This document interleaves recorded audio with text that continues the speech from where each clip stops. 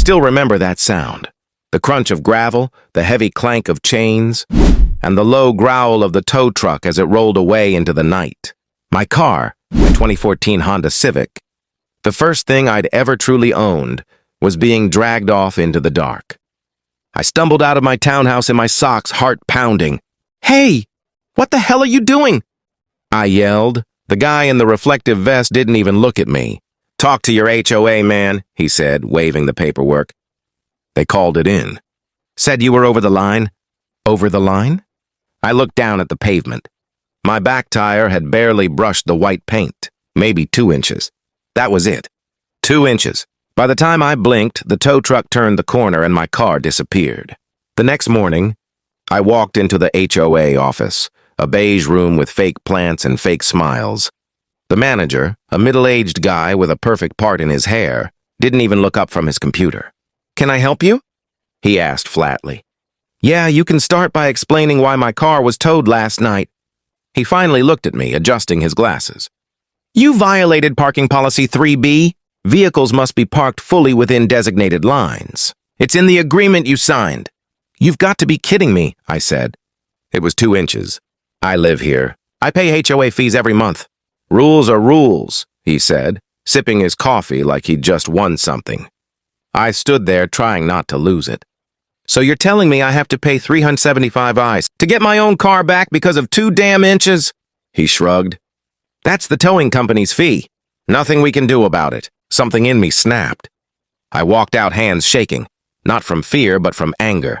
That night, I sat in my small kitchen staring at the tow receipt. The name of the company was printed in bold. Iron Claw Towing Services.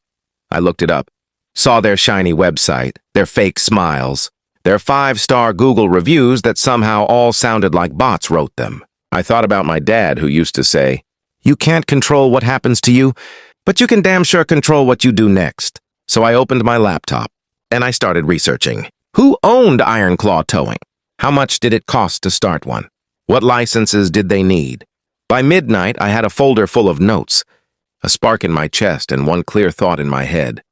They took my car. Tomorrow, I'll take their business. The next morning, I was parked outside Iron Claw Towing, this time by choice. The place looked exactly how I imagined. Rusted gates, oil-stained concrete, and a tiny office with flickering fluorescent lights. The same tow truck driver from last night walked past me, chewing on a breakfast burrito like he didn't just ruin someone's week. I stepped inside. The front desk smelled like burnt coffee and regret. A woman looked up from her phone. "You here to pick up a car?" "No," I said calmly. "Just here to look around." She frowned. "You can't just—" But I was already walking around the lot, pretending to be on a call, taking mental notes.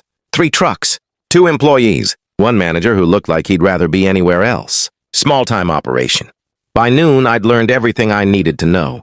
By 3 p.m., I'd withdrawn every dollar I had from savings, $24,000. By 5 p.m., I'd made a call that would change everything. My friend Jason, who ran a small auto repair shop, picked up on the first ring. "Bro, you sound like you haven't slept," he said. "I haven't." "Listen, how much would it take to start a towing company?" "Just ballpark." He laughed. "You serious?" "Dead serious." He paused. "Depends. You trying to compete or to burn somebody down?" "A little bit of both." Jason whistled. "All right, come by tonight. I know a guy who's looking to sell off his trucks." That night, I sat across from an old man named Roy, who'd been towing cars for 30 years. His yard was quiet, the trucks clean, the business small but honest. "Why you want to get into this mess?" he asked, handing me a coffee. I told him everything. The HOA, the tow, the way they talked down to me like I was nothing. He chuckled. "Ah, so it's personal." "Damn right it is," I said. "But it's also about principle. People get screwed by these companies every day." He leaned back in his chair. "Tell you what, I'm retiring anyway.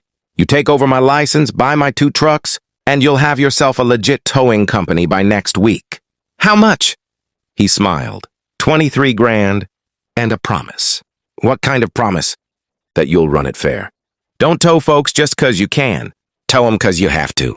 I shook his hand. "Deal." The next morning, I woke up as the proud, exhausted owner of Roy's Towing Services. I changed the name to Freedom Tow and Recovery and filed every paper myself. And by that afternoon, I made my first call, not as a customer, but as a competitor. To the HOA president. "Hi, this is Daniel Brooks," I said. "Just wanted to let you know, I own a towing company now. If you ever need a new contractor, maybe one that doesn't abuse its power, you know where to find me." There was silence on the other end. Then a quiet, "You've got to be kidding." I smiled. "Nope, I'm just getting started." HOA towed my car. I bought the towing company the next day. Tone, cinematic, redemptive, deeply human, with a strong life lesson and call to action at the end. Part 3, The Revenge and the Redemption. A week later, I pulled into the same parking lot where my car had been towed, only this time, I was behind the wheel of a Freedom Tow and Recovery truck. The irony wasn't lost on me. Neighbors peeked through blinds. The HOA president, Mr. Perfect Hair, stepped out of his office looking like he'd seen a ghost. "Daniel," he said, blinking. What are you doing?" I smiled. "Just responding to a tow request." He frowned. "We didn't call anyone." "I know," I said, stepping closer. "But I heard Ironclaw's contract expired today. Though, I'd come by and offer a better deal." He stared at my new uniform. Then at the logo on the truck door. My name painted right under it. I could see the confusion turn into something else. Respect, maybe fear. Hard to tell. "You actually bought a towing company?" "Yeah," I said, folding my arms. "Turns out getting your car towed teaches you a lot about business." 2 days later, Freedom Tow and Recovery had its first official contract with my HOA. Ironclaw called, furious. The manager threatened, yelled, even tried to bribe me to back off. I just laughed. You ever think about how it feels to lose something over 2 inches? Then I hung up. It wasn't just revenge anymore. It was about running things differently. I made it a rule. No car gets towed without a knock on the door first. If someone's tags expired, we'd give them a 24-hour warning. If someone was struggling, we'd talk, not tow. Within a month, we were towing for 3 more HOAs, all of which had fired Ironclaw. One night, around closing time, I got a call from a young mom in tears. "They're trying to tow my car," she said. "I just lost my job. I can't afford the fees." I checked the address, same neighborhood where it all started. When I got there, Ironclaw's truck was already backing up to her car. I flashed my new credentials. "This community's under Freedom Tow now," I said. "You're done here." The driver grumbled and drove off. The woman looked at me, eyes wide. "Thank you." I didn't know what else to do.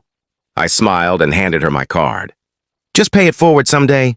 As I drove home that night, I realized something. The best revenge isn't destroying the people who wronged you. It's outgrowing them. The same HOA president who once smirked at me now waves every time I drive by. Sometimes I wave back. Sometimes I don't. But I always remember the sound of that tow truck and how it started everything. So here's the truth. You can let unfairness break you, or you can let it build you. Me! I let it drive me. Lesson: don't fight fire with fire. Build something stronger, and make them wish they'd never lit the match.